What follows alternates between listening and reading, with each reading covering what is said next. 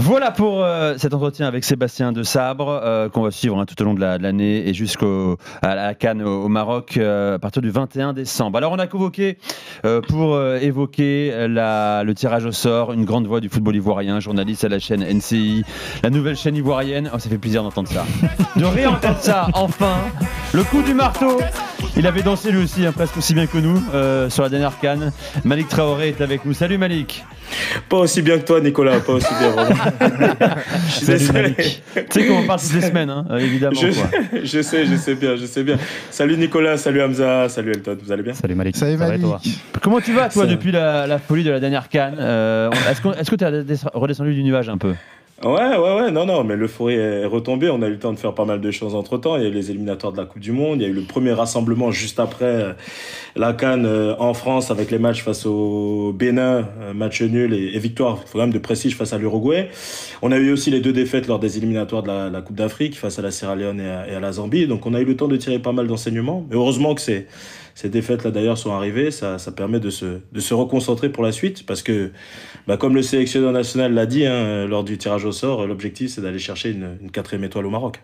Alors tu étais à Rabat justement en début de semaine pour le tirage au sort de la CAN. Ta sélection a hérité, écoutez bien, du Gabon, du Mozambique et surtout du Cameroun, Malik. Côte d'Ivoire-Cameroun, ce sera le match 2 dans ce groupe, le groupe F, le 28 décembre à Marrakech. Comment on a réagi en Côte d'Ivoire quand le nom du Cameroun est sorti ? La belle famille, comme on dit chez nous. On attend avec impatience ce derby dans une CAN très particulière. Vous avez vu les dates, 24 décembre le Mozambique, 28 décembre le Cameroun ensuite, avant de terminer le réveillon du premier de l'an par le Gabon. Bon, c'est très particulier, mais voilà, on était... Moi, je me satisfais de ce tirage-là parce que voilà, ça met un petit peu d'ambiance, ça fait toujours un petit peu parler. Et puis, encore une fois, de toute façon, sur le chemin d'une victoire potentielle, il faut aller chercher un petit peu tout le monde. Donc oui, ça a fait beaucoup parler, ça a commencé un petit peu à se chambrer sur les réseaux sociaux. Samuel Eto'o, le président de la FECAFOOT, et on va dire, c'est presque le plus ivoirien des Camerounais puisque sa famille, son épouse est ivoirienne et il est très souvent en Côte d'Ivoire. Donc on en a même rigolé lors du tirage.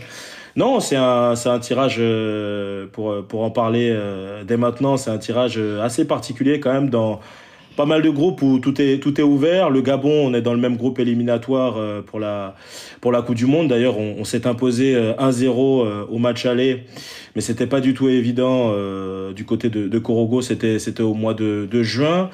Le Cameroun, on se connaît très bien. Et puis le Mozambique, pareil, on les a rencontrés sur les éliminatoires, pas de la CAN dernière, de la CAN d'avant ou de la Coupe du Monde d'avant. Bon voilà, on avait quand même bien négocié ce rendez-vous-là, mais voilà, ce sont jamais des adversaires faciles. Et de toute façon, je m'attends à une CAN difficile, mais voilà, il va falloir faire la différence dès le début, aller chercher forcément le Cameroun dans ce choc du groupe, et puis on verra la suite. Les gars, c'est l'affiche du premier tour. S'il y a un match à voir, Hamza, c'est celui-ci, quoi. Sur le papier, c'est l'affiche forcément la plus excitante avec tout le contexte que l'on connaît. Moi, j'ai une question pour Malik autour de cette sélection championne d'Afrique. C'est toujours plaisir à entendre, j'imagine. Ça fait très plaisir, très plaisir. Tu m'étonnes. Non, Malik, moi, ce que je note avec la Côte d'Ivoire, c'est que la sélection, et notamment Emer Faé, a réussi justement la transition, parce qu'on sait qu'il est toujours compliqué de gérer l'après-victoire. On l'a eu avec l'Algérie, avec Jamel Belmadi. On l'a aussi...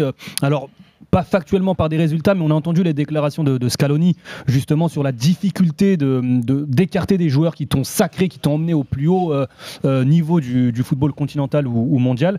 Comment c'est vécu justement en Côte d'Ivoire le fait de remettre en question le statut de certains joueurs qui t'ont emmené à la victoire finale à la CAN?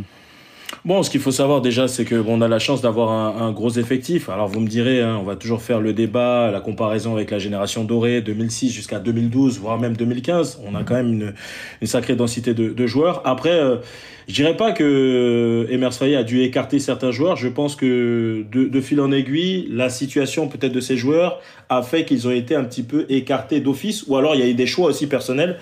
Quand je parle de choix personnels, je pense forcément à Max-Alain Gradel, qui a été célébré d'ailleurs au mois de mars sur la fenêtre des matchs amicaux, sur le match face au Bénin. Serge Aurier aujourd'hui qui n'est plus appelé parce qu'il a pas de club aussi. Donc c'est toujours difficile effectivement à gérer, mais en tout cas je trouve que pour l'heure Emer Faé le gère assez bien. Alors forcément il y a quelques dossiers qui peuvent forcément poser des questions, comme à une époque il y avait le dossier Sébastien Haller, sauf que Sébastien Haller aujourd'hui, bon, il revient bien du côté des Pays-Bas avec un doublé là sur son deuxième match, mais en ce qui le concerne par exemple, même s'il a toujours dit que c'était un joueur très important et que la sélection avait besoin de Sébastien Haller et que Sébastien Haller avait besoin de la sélection, c'était d'ailleurs le même mot d'ordre que Jean-Louis Gasset par le passé.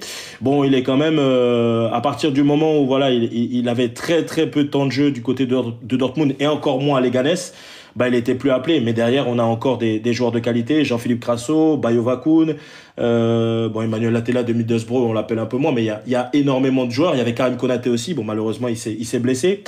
Donc, on va dire que il arrive à gérer pour l'instant parce que oui, quand les cadres, les grands artisans, en tout cas les cadres du vestiaire, dans ce titre remporté à domicile sont absents, il y a quand même des joueurs qui donnent satisfaction. Et surtout quand ils sont absents pour des raisons sportives, parce qu'ils n'ont pas de club ou parce que malheureusement ils ont très peu de jeu, temps de jeu en club, bah écoutez, on est obligé de faire avec, et pour l'instant il le gère plutôt bien. Malik, Elton et Hamza, on est d'accord, la sélection la plus fournie, la plus dense, c'est celle de la Côte d'Ivoire. On en a déjà parlé pendant la dernière CAN. C'était presque une anomalie que ce parcours soit si accidenté avant d'arriver au bout. Mais est-ce qu'elle est la favorite avec le Maroc incontesté de tirage et de cette compétition? Alors moi je la mets derrière le Maroc. Moi. Derrière le Maroc, ok. Je mets derrière le Maroc parce qu'on sait qu'il y a la malédiction du champion d'Afrique, c'est-à-dire que la dernière équipe championne d'Afrique à avoir fait demi-finale sur l'édition suivante, et bah, c'est l'Égypte en 2010. Donc par rapport à ça, derrière, c'est très compliqué. Il y a des sorties prématurées au premier tour, en huitième de finale, comme le Sénégal, éliminé par la Côte d'Ivoire. Donc forcément, c'est un peu plus compliqué. Voilà le défi qui arrive. Maintenant, je voulais poser une question, papa ou maman, à Malik, à savoir, sur l'année 2025, quel va être l'objectif le plus important ? Revalider une victoire à la CAN ou se qualifier de nouveau à la Coupe du Monde ? Là, tu parles à Malik, son envie à lui personnelle, quoi. Exactement. Elton, il n'y a pas de choix à faire en papa et maman. Moi, je les aime tous les deux. Donc, ça fait 12 ans qu'on n'a pas participé à une Coupe du Monde. C'était une autre époque. On avait une génération exceptionnelle. Pour te citer quelques-uns, il y a Touré, Didier Drogba, Salomon Kalou, Wilfried Bony. Bref, c'était dans l'âge d'or du football ivoirien. D'ailleurs, malheureusement, j'y repense encore aujourd'hui à ce match où on a été éliminé face à la Grèce. Sur le dernier match de poule, ça me hante encore, mais non, il n'y a pas de... Ouais. Exactement, dis pas de noms qui peuvent fâcher, s'il te plaît, Elton. non, mais voilà, non, il n'y a pas de choix à faire, et d'ailleurs, je pense, c'est l'un des objectifs, de toute façon, qui a été assigné au coach Emer Faé par le président de la fédération, Yacine Idriss Diallo. Il faut absolument aller repartir en Coupe du Monde. Une équipe comme la Côte d'Ivoire, ce sont ses termes, ne peut pas faire 12 ans, 15 ans sans aller en Coupe du Monde. Donc, non, les objectifs sont simples. Aujourd'hui, pour Emer Faé, c'est, à mon sens, faire au moins une demi-finale. Et encore, je pense que c'est vraiment aller la gagner à la CAN. Et puis, bah, évidemment, refaire son retour en Coupe du Monde. Pour l'instant, c'est bien parti, on est leader, même si on a une courte tête devant le Gabon. Donc il va falloir bien négocier le mois de mars avec la double confrontation face au Burundi, et puis après négocier les autres fenêtres, septembre et octobre. Alors Malik, puisque tu refuses de choisir entre papa et maman, on va parler de beau papa et belle maman également. Le Cameroun qui a fait parler de lui encore en marge de tirage au sort. La déclaration n'a pas pu vous échapper. Je vous rappelle le conflit entre Samuel Eto'o, président de la Fédé camerounaise, et d'un côté le ministère des Sports qui a choisi Marc Brice, sélectionneur belge, qui est donc le patron de la sélection du Cameroun. Il a été interrogé après le tirage au sort, Marc Brice. La question était: vous héritez de la Côte d'Ivoire, championne en titre. C'est quand même assez excitant comme challenge. La réponse de Marc Brice. Voilà, surtout, il y a une histoire contre deux pays. Alors, je suis au courant de ça, mais on n'a pas peur. On n'a pas peur de rien. On n'a pas peur d'Eto'o. On n'a pas peur de Côte d'Ivoire non plus. Alors, la seule chose, la concentration est de nous-mêmes et de pas de l'adversaire. Alors, bien sûr, ils ont gagné le dernier CAN. C'est Côte d'Ivoire, mais on n'a pas peur. On est prêt à ce moment que le premier match va commencer. Mais qu'est-ce que Samuel Eto'o vient faire dans cette réponse? On va essayer d'analyser ça. Et on n'a pas peur de Samuel Eto'o, on n'a pas peur de la Côte d'Ivoire. Bon, on sait que c'est pas les meilleurs amis. On savait que c'était un peu réchauffé les relations entre le ministre des Sports et Samuel Eto'o. Et Marc Brice débarque là comme ça en interview. Il fait cadeau à la presse. Les gars, Elton, comment tu l'analyses toi? Alors moi, au départ, quand j'ai vu les déclarations, notamment sur les réseaux sociaux, je me suis dit oui, ça a été détourné, c'est des mots sortis du contexte. C'est l'humour belge. Une fois que j'ai vu la vidéo, là, j'ai absolument pas compris parce que c'est vrai qu'il y a un conflit qui est latent entre les deux personnes, ça s'est réchauffé, il y a eu même une forme de réconciliation publique qui n'en est pas une, puisqu'on voit les déclarations. Pour moi, c'est se tirer une balle dans le pied, en connaissant le contexte local, à savoir que si le Cameroun d'avenir ne devait pas se qualifier à la Coupe du Monde, l'avenir de Marc Brice serait encore une fois relancé. Hamza.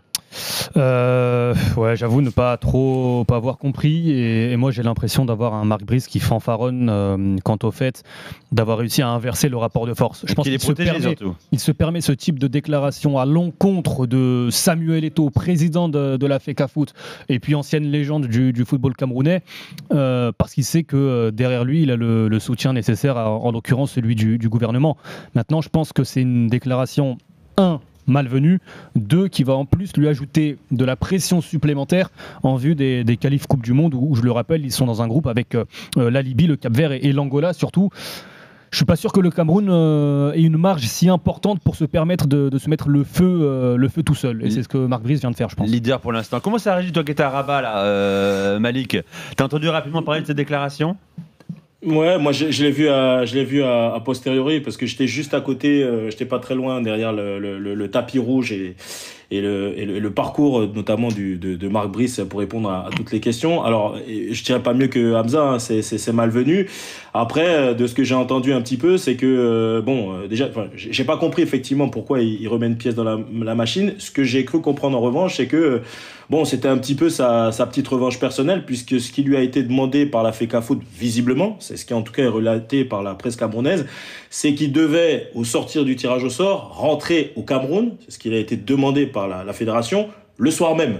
Sauf qu'on sait que tous les sélectionneurs avaient pour objectif, juste derrière, d'aller en repérage pour voir le camp de base, voir le stade, etc., et prendre les repères avant la compétition. Donc, visiblement...